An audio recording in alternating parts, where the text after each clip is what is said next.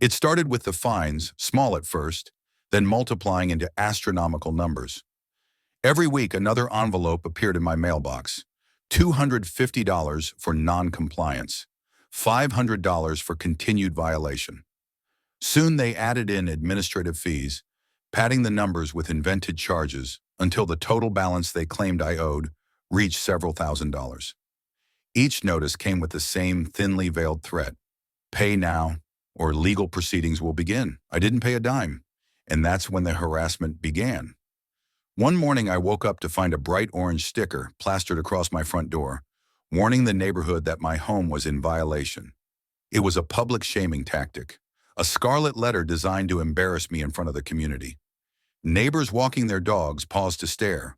Children on bikes slowed down to read the message. The HOA wanted me isolated, humiliated, and broken. But it had the opposite effect. That sticker became a rallying cry. By noon, 3 neighbors had already stopped by to tell me they thought the HOA had gone too far. A retired teacher across the street confessed she'd been fined for having a flower bed too colorful.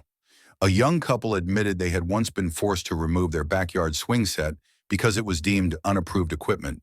Stories began pouring out, tales of petty rules, relentless fines, and an HOA board that thrived on intimidation. For the first time, I saw it clearly. This wasn't just my fight. This was everyone's fight, and my flag had simply become the spark. The HOA didn't see it that way. To them, I was a problem to be dealt with. They sent more letters, this time threatening foreclosure. They claimed they had the authority to seize my home if I continued to defy them. The thought was absurd but frightening nonetheless. Could they really do that? I researched obsessively, poring over state laws and legal precedents. What I discovered only hardened my resolve. There were protections in place, federal protections, that guaranteed my right to fly that flag. I wasn't just in the right morally, I was in the right legally. Still, the HOA doubled down. Late at night, I'd hear footsteps outside my house. I installed cameras, and sure enough, the footage revealed HOA board members lurking on the sidewalk, snapping photos of my property. They weren't just documenting the flag anymore. They were looking for anything they could use against me: overgrown grass, chipped paint, a loose shingle, anything that could add to their arsenal of complaints. The intimidation reached a new low when anonymous letters began arriving. They weren't on official HOA letterhead, but the timing was too perfect to be coincidental. The letters warned me that I was ruining the neighborhood, that people were talking about me, that I should just give up before it's too late. Each note was unsigned, but the tone was unmistakable.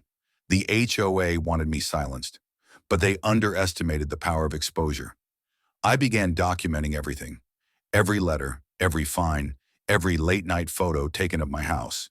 I created a folder thick with evidence, each page a testament to their obsession with control. And then one night, as I scrolled through social media, an idea struck me. Why fight this battle in the shadows when the world was out there, waiting to listen?